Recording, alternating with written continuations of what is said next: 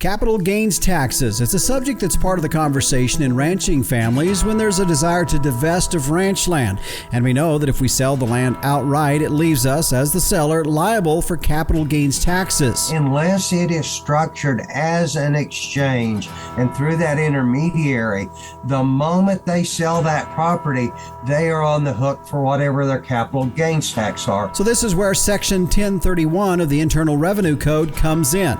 Dal Houston, attorney from Alva, Oklahoma, is my guest today as we go through the details of using a 1031. But even more than not just to avoid capital gains or defer capital gains, but really as a whole investment strategy. Plus, the history and the future of cattle identification with Allflex's Austin Waltemath on this episode of the Working Ranch Radio Show.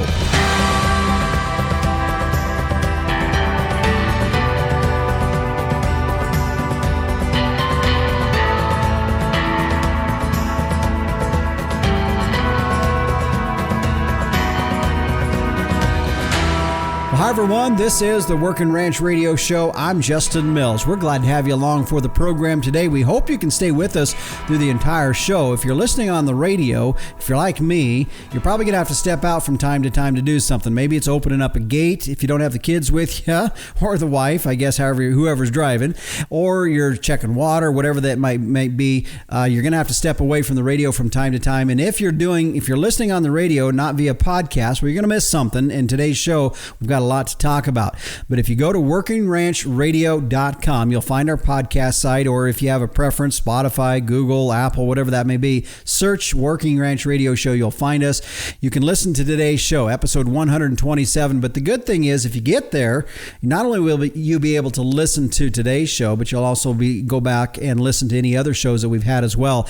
And during this time of the year, a lot of folks in the pickups, in the tractors, whatever that may be, it's a good time to get caught up on some of your podcasts. Today's show is one of those. Maybe you're listening on the radio. You're going to want to go back and listen to some of this. Dal Houston is joining us back again.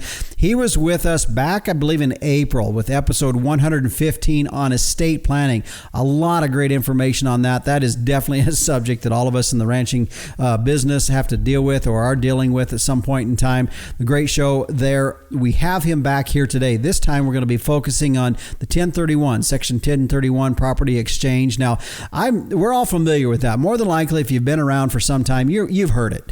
And we're going to recap a little bit of that, but I think there's some things there. You're also going to hear something I really didn't think about, and that is looking at it from a perspective as an investment tool. Now, again, our conversation here today with Dal as an attorney, this isn't legal advice. It's just some conversations between him and I, something for you to think about and either call him or your attorney about if you have questions about that. But a lot you're going to learn here today as we talk about 1031, the property exchange section that's part of the IRS code.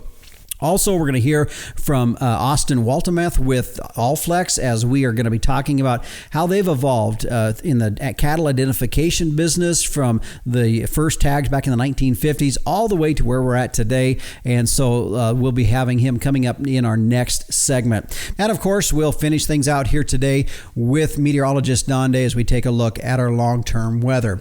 Right now, a thank you to our sponsors of the Working Ranch Radio Show. Vitalix. Livestock is your livelihood. Tubs are our expertise. Vitalix, the true blue tub. Find out more at Vitalix.com. Allflex, cattle identification and record keeping should be easy, and now you can tie your visual tag, your EID tag, and your genetic data to one management number with the Allflex match sets. Learn more at allflexusa.com or tune in our next segment. We're going to be talking a bit about that as well. Inherent Select from Zoetis, providing commercial cow-calf producers with genetic insights to make replacement female selection and breeding decisions. Find out more at inherentprogress.com. The American Gelbvieh Association, a highly fertile, moderately framed cow that raises high-performing calves even in tough environments. The Gelbvieh cow's efficient use of resources make her the picture of sustainability in today's modern beef industry. Find out more at gelbvieh.org. MLS Tubs, don't gamble with fly control this summer, and man, oh man, have we all experienced severe flies this year. MLS MLS tubs are a sure bet.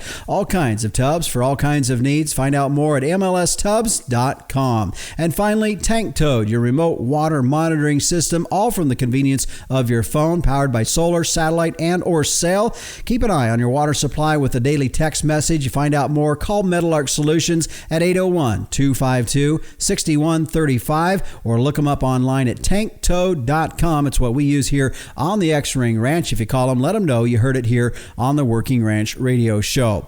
Well, let's check in now with the Captain Tim O'Byrne, publisher and editor of Working Ranch Magazine, for this week's edition of Tim's 2 Cents. Hey, Justin. Hey, everybody out there in Working Ranch Radio Land. I've had time to collect my thoughts after attending the Beef Improvement Federation's convention up in Calgary, and I got to tell you, what they were talking about was above my pay grade. A lot of genotype stuff and phenotypes, and boy, this cowboy's 4 megabyte brain was pretty much underwater the first 10 minutes of the conference. But I did manage to glean some really cool information. One thing that everybody's saying is that EPDs work. They really, truly do. Now, I'm going to have to ask for some help from that group to bring it on down. There's a bunch of us that maybe think we know about EPDs. We don't really. And so we're going to try to get that down into like an EPD 101 course. Might be a 2-part series in the next upcoming issues of Working Ranch Magazine. But keep your eyes peeled for that. And also, I'm very excited about the calf markets and the way things are going. And Justin, you did a great job on explaining, and you had a great interview last episode with the folks from the Beef Quality Audit. We learned a lot of stuff there. And all in all, I'm pretty darn positive about the next few years in this industry. So let's keep that momentum moving forward. Back to you in the booth, Justin. All right, thanks, Captain. And yeah, we will be looking forward to those articles coming out as you break that down a bit. I kind of laughing a little bit when you said your 4 megabyte brain. I was wondering what operating system. Are you still back on Windows 95, 98, or did you get through the Y2K era, or are you a Mac man? I don't know. A lot of big questions there that you're going to be able to answer. But nevertheless, look forward to that and the upcoming issue of Working Ranch Magazine. Well, stay with us. We're going to take a break here. When we come back, Austin Waltemath, ID Infrastructure Specialist with Allflex, will be joining us as we talk about how cattle identification has evolved since the 1950s up until now and how that can be used in your management of your ranching operation. And of course, later on, Dal Houston, attorney out of Oklahoma, will be joining us as we talk about Section 1031 property exchange. We've got a lot to cover today. Stay with us. We'll be back on the Working Ranch Radio Show after this. There are lots of nutrition tubs out there, but none can match the true blue commitment of Vitalix. Our tubs offer you the most concentrated nutrition at the lowest cost per day.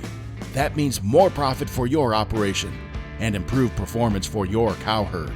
In fact, research shows Vitalix tubs increase feed efficiency by 20% while boosting conception rates, herd health, and weaning weights. Learn more at Vitalix.com. Vitalix, the true blue tub. And welcome back to the Working Ranch Radio Show. Justin Mills here as we're joined now by Austin Waltemath, who's an ID Infrastructure Specialist with Allflex, headquartered servicing the areas of Nebraska and Kansas. And Austin, thanks for joining us here today on the Working Ranch Radio Show. Hey, Justin, I appreciate the opportunity. Well, before we get into talking about some of the details that we want to, just explain a little bit about what your role is real quick. So, like I mentioned, I am an ID infrastructure specialist for Allflex, which is a brand of Merck Animal Health. In April of 2019, Merck acquired Allflex to expand on their very diverse pharmaceutical portfolio. And as of July 1st of 2023, the Merck Animal Health reps will be selling Allflex identification products as part of their pharmaceutical portfolio. And as we transition to them selling identification, my new role covers Nebraska and Kansas as we continue to build an individual management ecosystem with radio frequency identification. Well, and we're going to talk about some of the different products within Allflex, because I think when we say that name just in general, a lot of us just think ear tags. I mean, that was essentially, probably the base product from the very get-go. It's evolved into other products since then. But let's talk about the ear tag side of things, because even in that side of things, the ear type identification element, that has evolved over the years. So let's talk about those stages. First of all, just in the custom ID element, where we can take those tags, we can customize those a bit.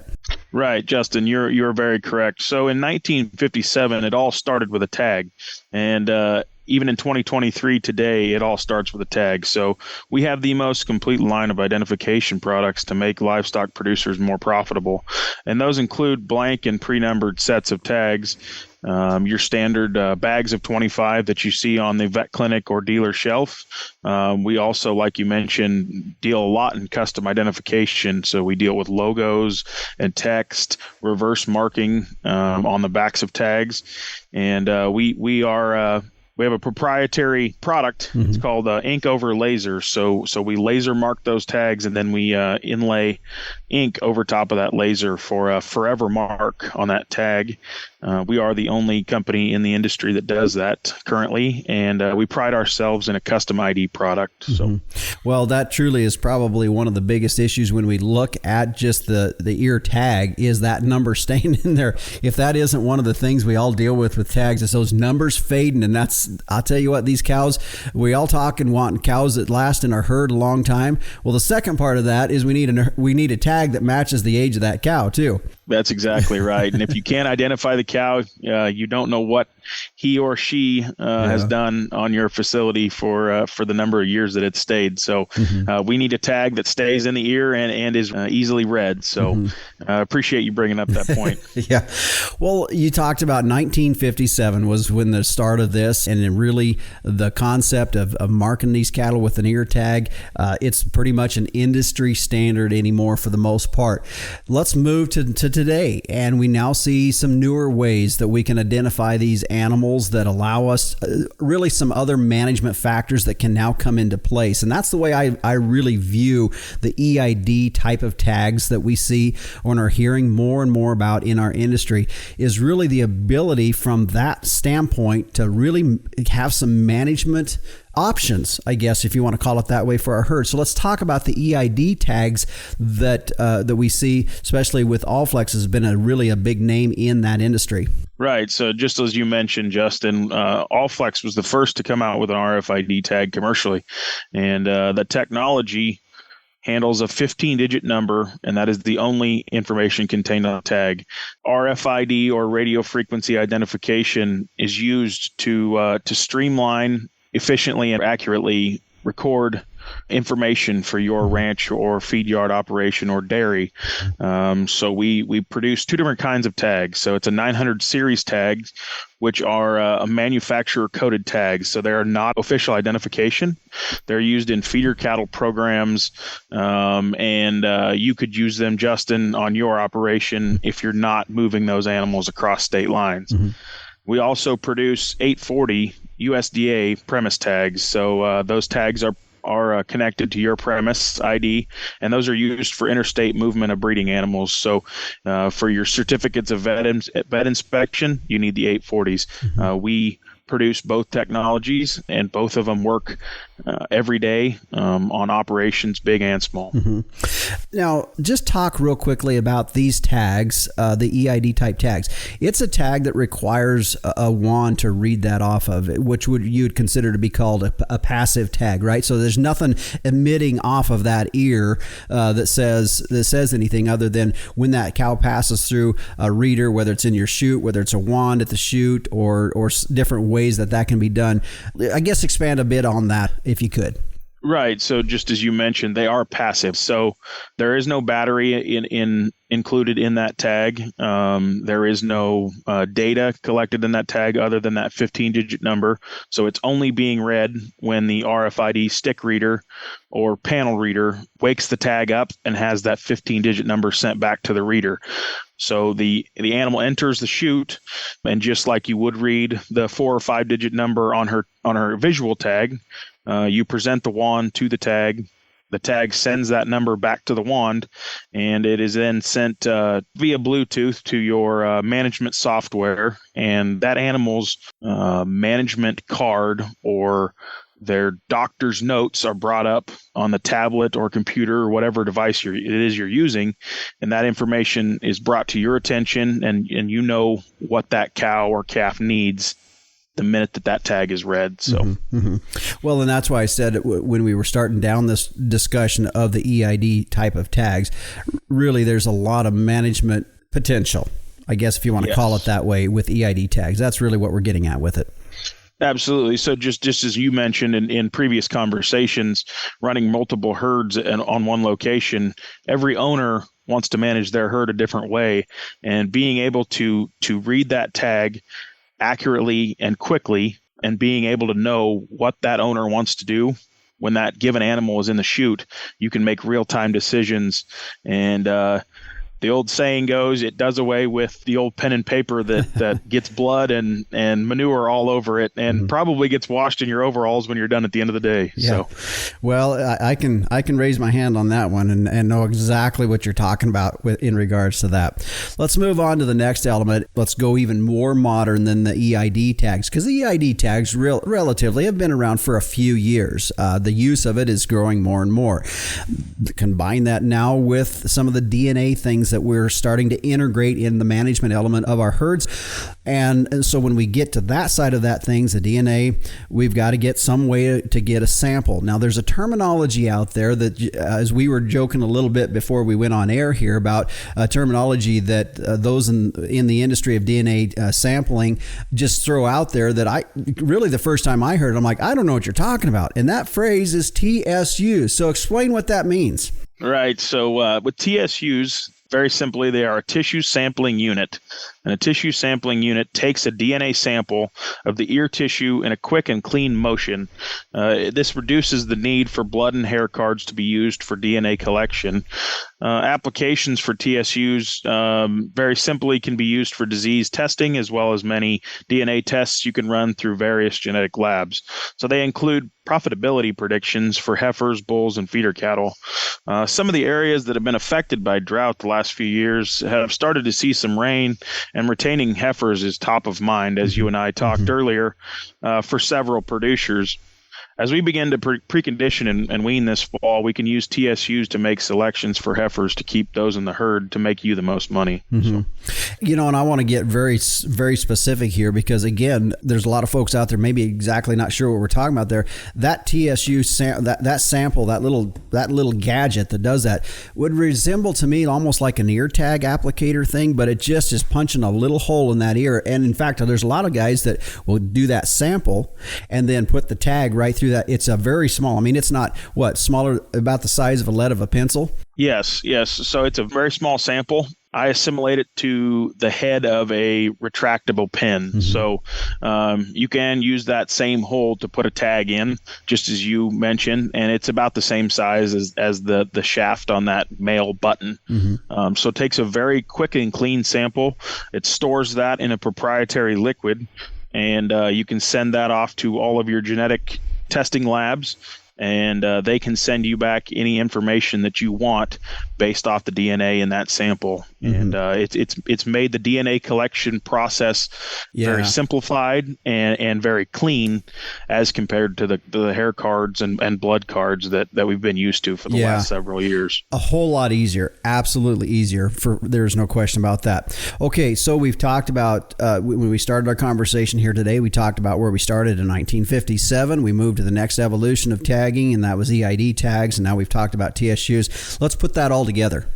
And what we're seeing now, in fact, it was as we DNA tested our heifers this spring, That's what we used. We did this sample. We put the visual tags in, an EID tag in. Let's talk about all of that now together and how that works. So I appreciate it, Justin. And we are one of the very few companies that offers all of these technologies paired and packaged as one. So we call them match pair sets. That includes a visual, an EID, or a TSU, or any combination of those three. So you could do a visual and a TSU, you could do an EID and a TSU, or you could do all three. And so those will all come packaged as one, and makes it very streamlined for when your shoot side or your calf side, as soon as that calf comes out of its mother, you can have all of those three technologies packaged as one, and all three of those talk to each other. So while I say talk to each other, obviously as they are passive, the same EID number that is displayed on the round female will be displayed on that TSU and also on the visual. So in the event the calf loses its visual tag, you can look on the back of that EID and you can see which management number he or she was carrying. So makes it very streamlined and easy for that producer to go about their daily efforts and move through their management strategies. You bet. Well, Austin, as we wrap this up, one of the things I guess I think about a little bit in all of this is that at the end of the day, for me, and it's something that I've really preached on our show, is if we're going to do something in our operations, put an input cost into our operation, we definitely want to know that there's a return on that investment. When I look at this, when it comes to identification, especially for my operation where I'm running multiple herds of cattle for different folks, that management element is huge. And that's really what we're getting down to. That's why back in, you talked about when we started in 1957, it really came down to management. It just keeps evolving with that. And really at the end of the day, that's what we're getting at here. Right. You're exactly right, Justin. And Allflex has prided ourselves for years in being the tool provider. We want to put the best tools in that toolbox to make you the most efficient and the most profitable. I believe you will see a very quick and easy return on that TSU sample. EIDs are going to make you more efficient and accurate.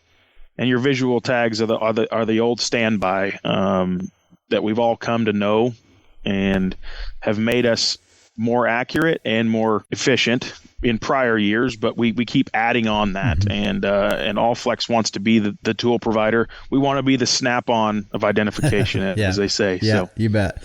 Well, Austin, I appreciate you joining us. Before we head out here, we've talked a lot of different information about these, from the custom ID tags to EID tags to TSUs to match pair sets. If folks are wanting to read a little bit more about this or get their own information, where would they go to do that? So you can do something as simple as Google Allflex. Allflexusa.com houses most of our information, and you're able to get a hold of customer service, or you can get a hold of me via email.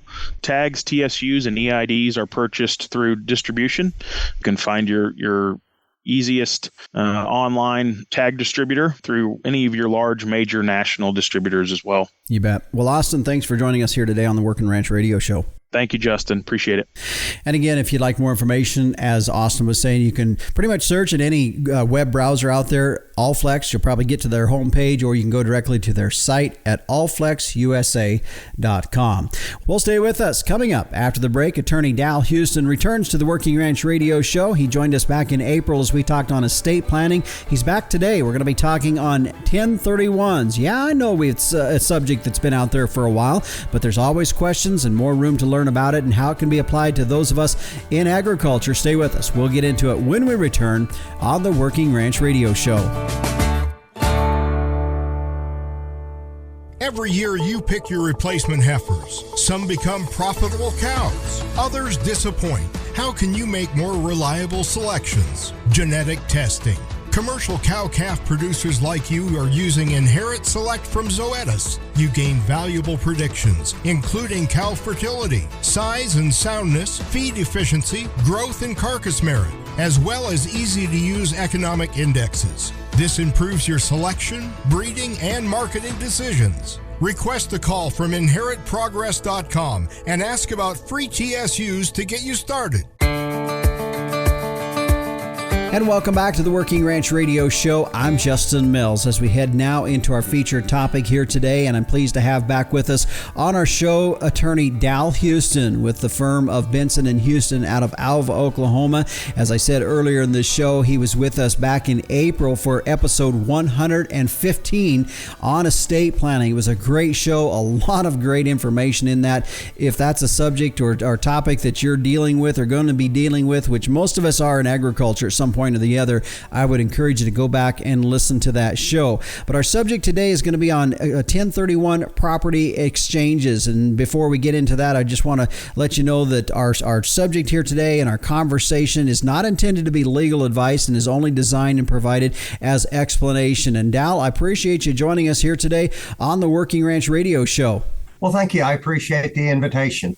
As we were talking before we went on air here, our subject today is going to be on 1031s, and we'll get into that in just a little bit. But it is something that you handle quite a bit of, so have quite a bit of expertise in this area. Yeah, I've been doing 1031s for either 25 years or almost 25 years. Okay. Well, and when we talk about this subject, I've kind of prefaced this on the show that it is a term and it is a subject that many of us have heard about over the years from time to time. But it for a lot of us, we're not attorneys, so we're not in it every day to just know the ins and outs of some of the details regarding this particular subject. So it's always good to come back and refresh it, because at different times when we hear about it, it might string up some different questions that we might have or hit a vibe for those of us. So before we just really jump into how we can utilize this as ranchers in our industry as an estate element, let's just get to the basics of it. We know Section 1031 has been around since the 1920s. There were some big changes made in the 1980s that really revolutionized the use of it. So let's start from the beginning and explain what a 1031 is. Well, a 1031, as we think of it today, originally at Section 1031 of the IRS Code, only provided for trading or exchanging of properties between trading partners. So what you had was, if I had a quarter of land or a section of land and my neighbor had one of equal value, we could exchange deeds. And that's the way it was really in the code for years and years and years. Finally, they went in and they amended the statute, which allowed for the use of, and as I talk about this today, there's some other minor ways that are kind of used, but they allow for the use of an intermediary. And so what it now allows is, if I own a farm or a ranch, I can sell it on the open market. I don't have to find a willing trading partner. And I can go through an intermediary who acts basically as my middleman. So I can sell my ranch to somebody who just wants to buy a ranch. And we take those proceeds from the sale of that ranch, and the intermediary in our office acts as intermediary. And we hold that money, those sale proceeds, until the client is ready to buy a new property. And we basically work it in reverse so that the intermediary is now the buyer on behalf of the client for this new property, and they apply those proceeds to it. And so it allows that client or that farmer rancher to sell property to somebody who wants it. It allows him to go onto the open market to buy property from someone who obviously didn't probably have any interest in trading property, but just wanted to sell. Mm-hmm. And so that has really opened up a lot of doors compared to what the code had before that. That is it in a nutshell. Mm-hmm. It's fairly simple when you explain it that way. Obviously, you can create some incredibly complex exchanges, but that is it in a simple explanation. You bet. And I think, Dal, really from the start of this, we need to back up maybe even a bit and say one of the things that we're trying to curb here is if there is that effort of wanting to divest of some estate, ranching estate, is a lot of folks have to deal with capital gains if they just sell that outright and don't do anything else. And that's kind of one of the issues we're dealing with, right? Yeah, absolutely. Because see, without structuring a sale as an exchange. And I was just actually explaining this probably 30 minutes ago to a client. And I've had a few people that came to me after the fact who thought, well, I will sell my farm or ranch today and I'll get the proceeds from it and I will just go down the street, so to speak, and I will buy property that, I've been wanting to buy. And so arguably they sell it, they get the check, and they go down the street and they buy property. Unless it is structured as an exchange and through that intermediary, the moment they sell that property, they are on the hook for whatever their capital gains tax are. Mm-hmm. And I won't burden too much about what that would be, but let's say that I bought something for $500,000 20 years ago, mm-hmm. and it's now worth $1 million or $1.5 million, depending on what it is and what the appreciation has done.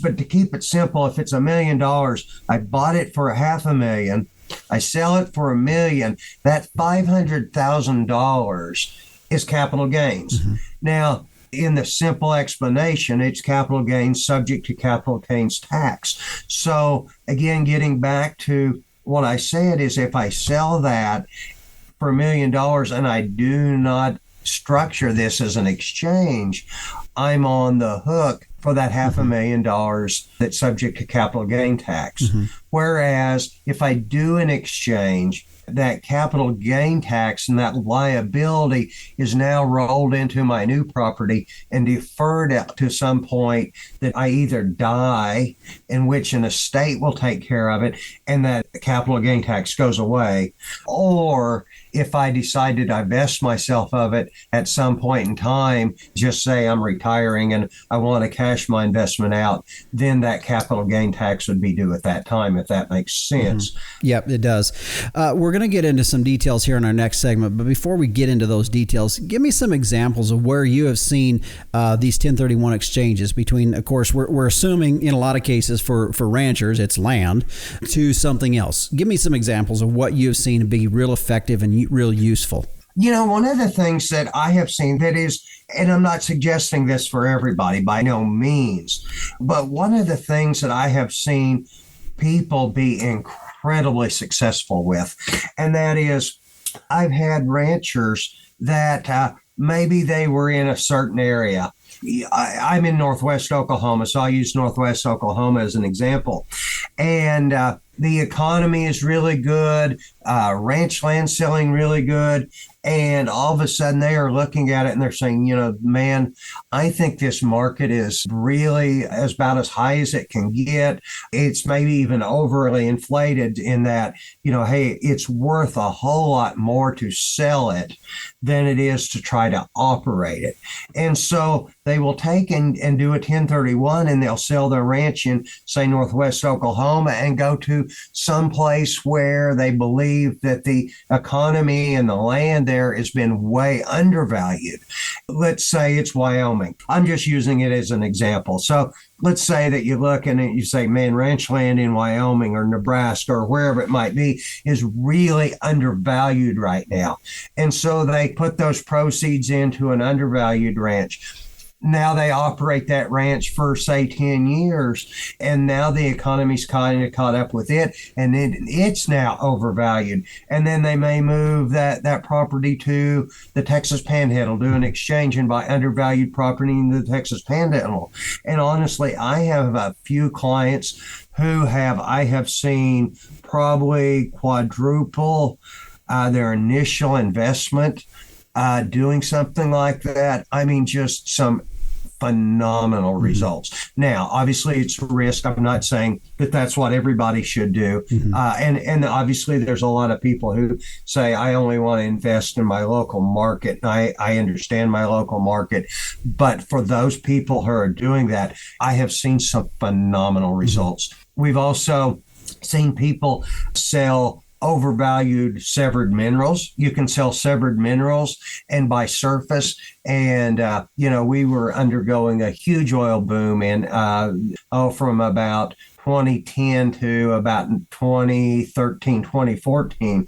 And so they were looking at these minerals that were incredibly overinflated, and they'd sell those severed minerals and buy ranch land or farmland somewhere else. Again, being very shrewd about it and buying them undervalued, waiting for that market and the economy to kind of catch up with it, then rolling those proceeds somewhere else, and just have done phenomenal. Yeah. Not to just burn you down, but one more example, obviously, is to consolidate your operations. So we've seen people who have maybe been strung out. They may have property in Kansas, Oklahoma, Wyoming, and they say, hey, this one property is just too far, and I've now got the opportunity to buy a ranch close to one of my other ranches. So obviously they sell what is off in the distance, bring it home, kind of consolidate it. So those are some of the examples as far as just where people have really used it, not just to avoid capital gains or defer capital gains, but really as a whole investment strategy. Yeah. Okay. We're going to take a break here. My guest today is Dal Houston. He's an attorney with Benson & Houston out of Alva, Oklahoma. That just sits a little bit northwest of Oklahoma City. We're talking 1031s today. When we come back, we're going to just talk about some of the little details you need to keep in mind if you're thinking of a 1031. We'll talk about them when we come back here on the Working Ranch Radio Show.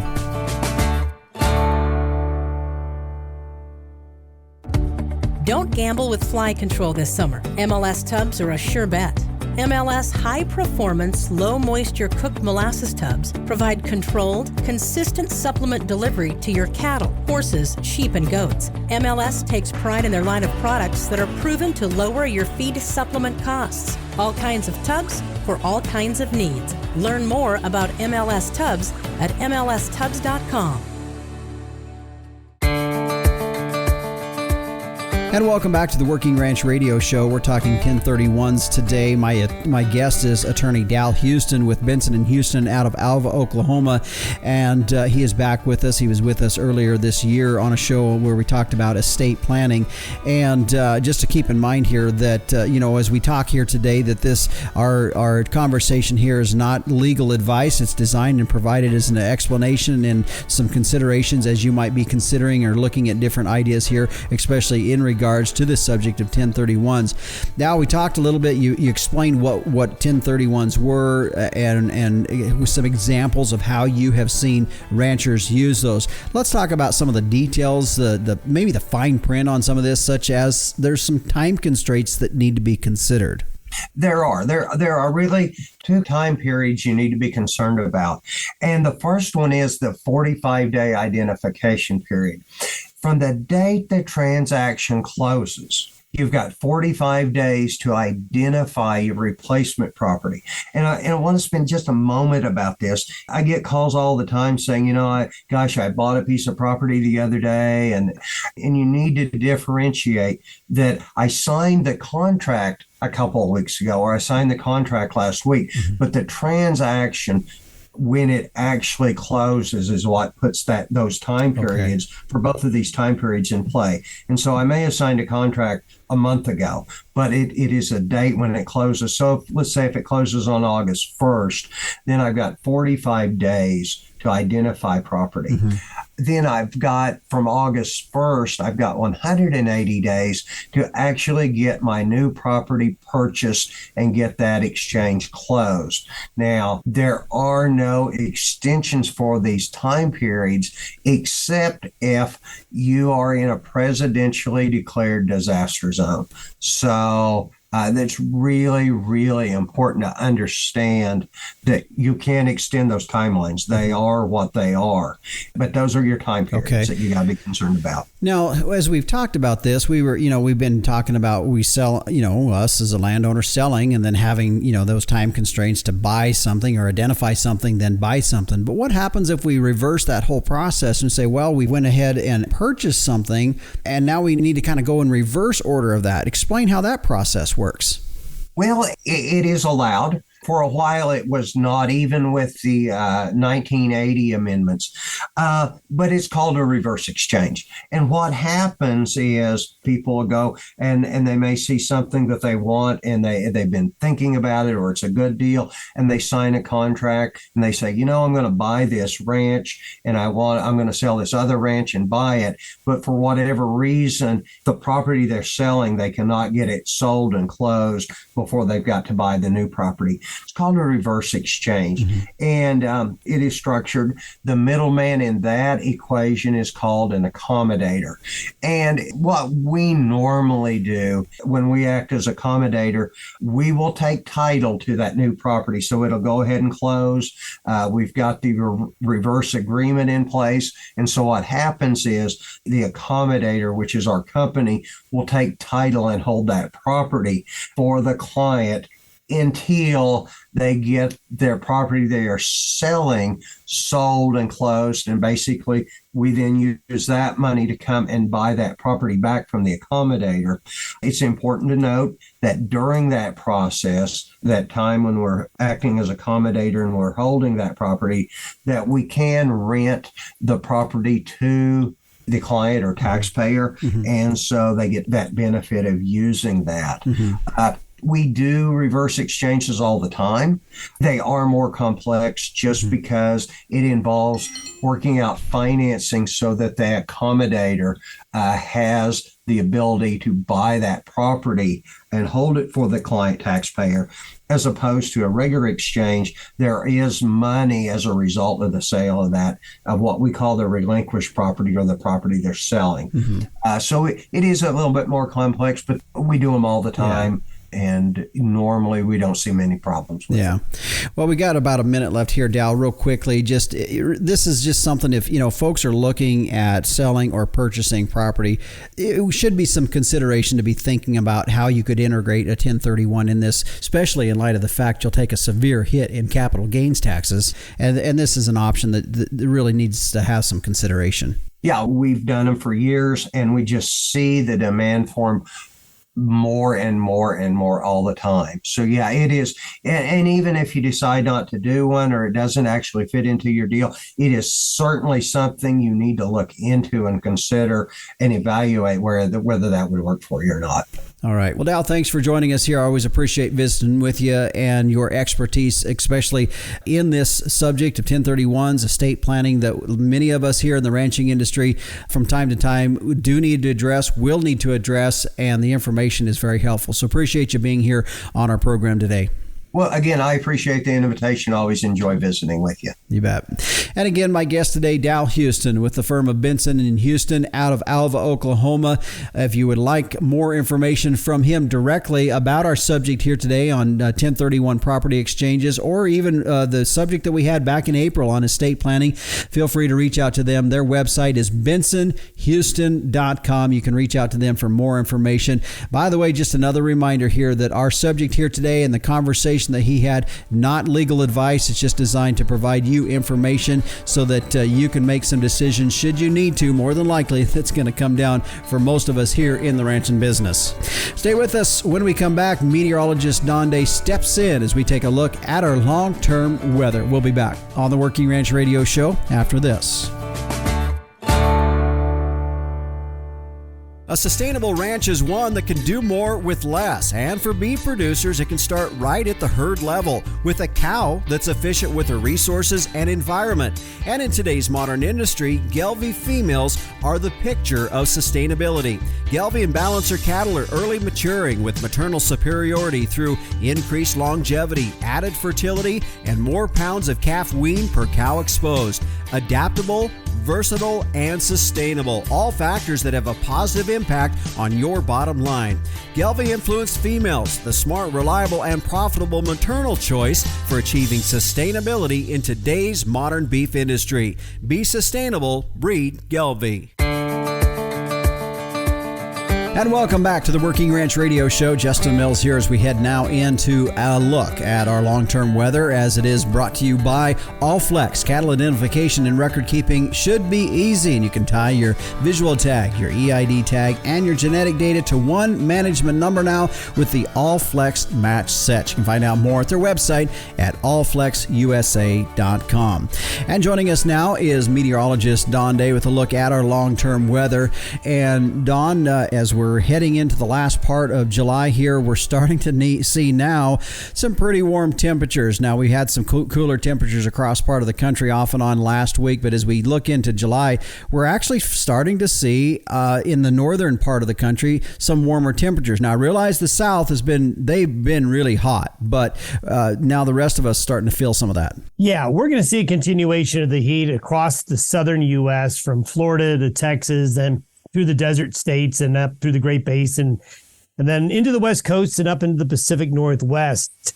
The ring of heat that's been down there is going to be rather stubborn and stick around. But what it's going to do over the next couple of weeks is the bubble of heat, so to speak, will have episodes where it will push further north into the central and northern Rockies. I do see one part of the country that is really not going to get the heat. Mm-hmm. That'll be most of the central and eastern Dakotas, parts of the upper Midwest, and the Great Lakes. There's a persistent area of low pressure in central Canada that is just going to kind of battle that high pressure ridge in the south and probably will win out. Mm-hmm. But the areas that have been hot, Justin, will stay hot. Mm-hmm.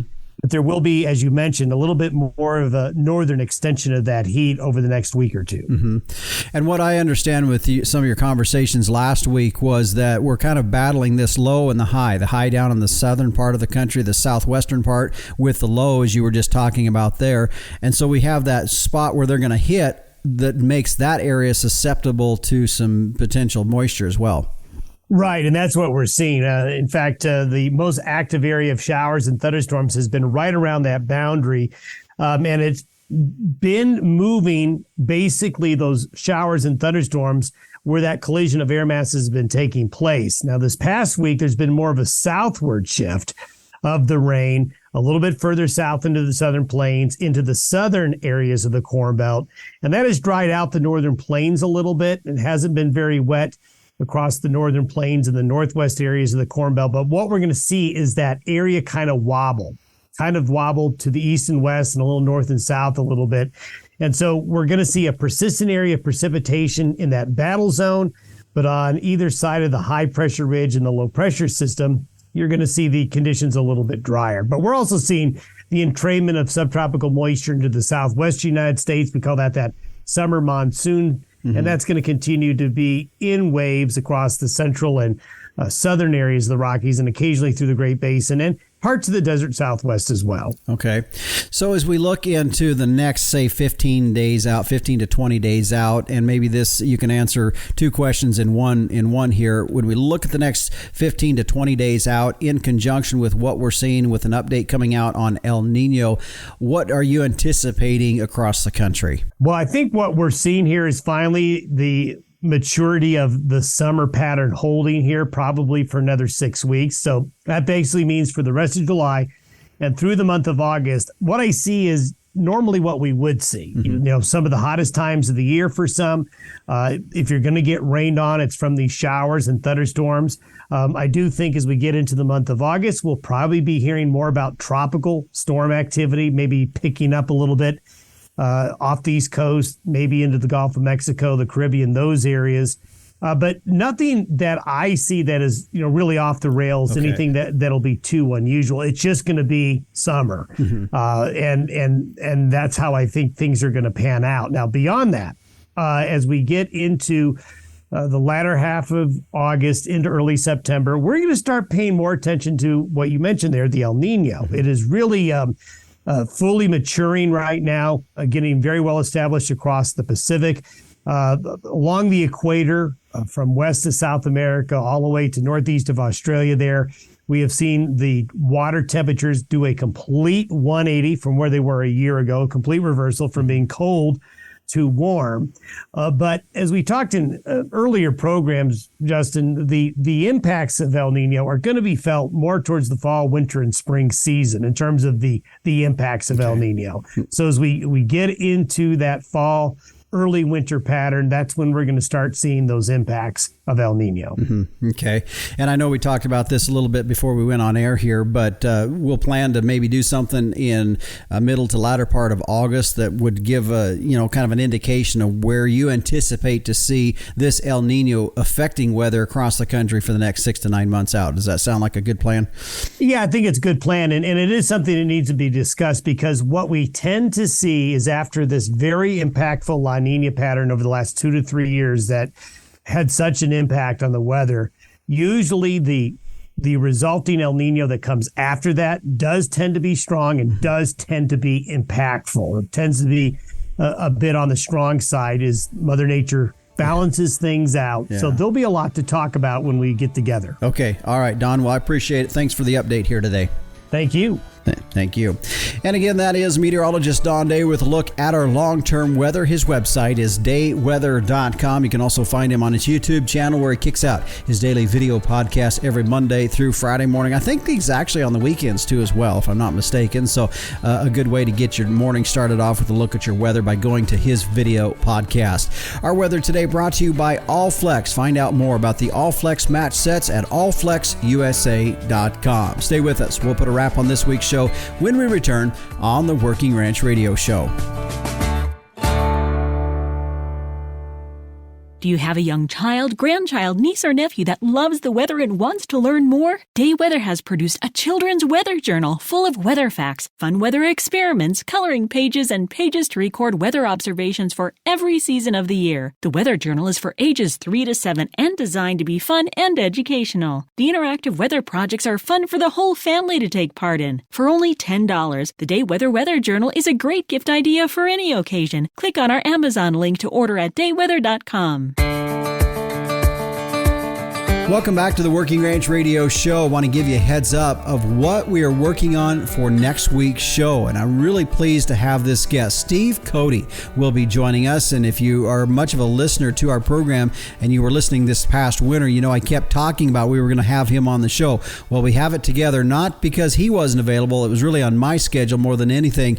But he's going to be available for us. We're going to be doing 2 shows with him, not consecutively, but our first show is going to be on a variety of different topics. Now, if you've ever heard of Bud Williams stuff, well, then of course you're going to be familiar with some of the things we're going to talk about. Steve is off of many of those principles and has continued on with that and has a book out. In fact, it's laying right here on my desk. I'm looking at it, called Manual of Stockmanship. A great book for anybody that's wanting to explore even deeper into cattle management, low stress management. But specifically in next week's show, we're going to be talking about starting a herd, getting a herd started well, how to drive a herd, and placing cattle, and some of those kinds of things.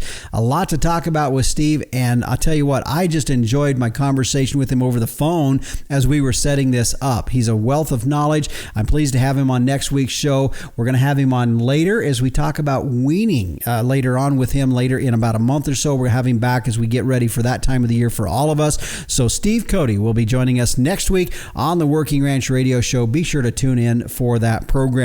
Well, before we head out today, a quick thank you again to our sponsors. Vitalix, the True Blue Tub. Find out more at Vitalix.com. Allflex, tie your visual tag, your EID tag, and your genetic data to one management number with the Allflex match sets. Find out more at allflexusa.com. Inherit Select from Zoetis, providing commercial cow-calf producers with genetic insight. Find out more at inheritprogress.com. And the American Gelbvieh Association, the Gelbvieh cow's efficient use of resources make her the picture of sustainability in today's modern beef industry. Find out more at gelbvieh.org. MLS Tubs. Don't gamble with fly control this summer. MLS Tubs are a sure bet. Find out more at mlstubs.com. And Tank Toad, your remote water monitoring system. It's what we use here on the X-Ring Ranch. Well, the Working Ranch Radio Show is a production of Working Ranch Magazine, branded #1 by America's ranchers. And how many of you had an opportunity to really get through your summer issue of Working Ranch magazine. By the way, if you don't have your subscription, you can easily get it started by going to workingranchmag.com. But a lot of times we'll point out the great stories and the great photography and the pictures that are in it, but how about the very back? Have you ever taken the time to flip through that? Now, if you're like me, you like going to farm and ranch stores and maybe just walking around taking a look at things. Well, the back of Working Ranch magazine's kind of like that. In fact, you're going to find things in there that you're probably working with or needing or dealing with on your ranching operation. In fact, for us, I'm looking here and I see an ad by solar pumps by Sun Pumps. Well, that's something we're doing here. How about a wire winder and a post puller from Dakota? Yeah, those are just a couple things I know we're dealing with here and kind of caught my eye. Might catch yours as well if you just take time and flip through the back part of your latest issue of Working Ranch magazine. Well, if you'd like to get a hold of me about something you heard here on the show, you can shoot me an email at justin.workingranch@gmail.com. Be sure to join us same time, same place next week. I'm your host, Justin Mills, and until next time, keep your chin down and your mind in the middle. So long.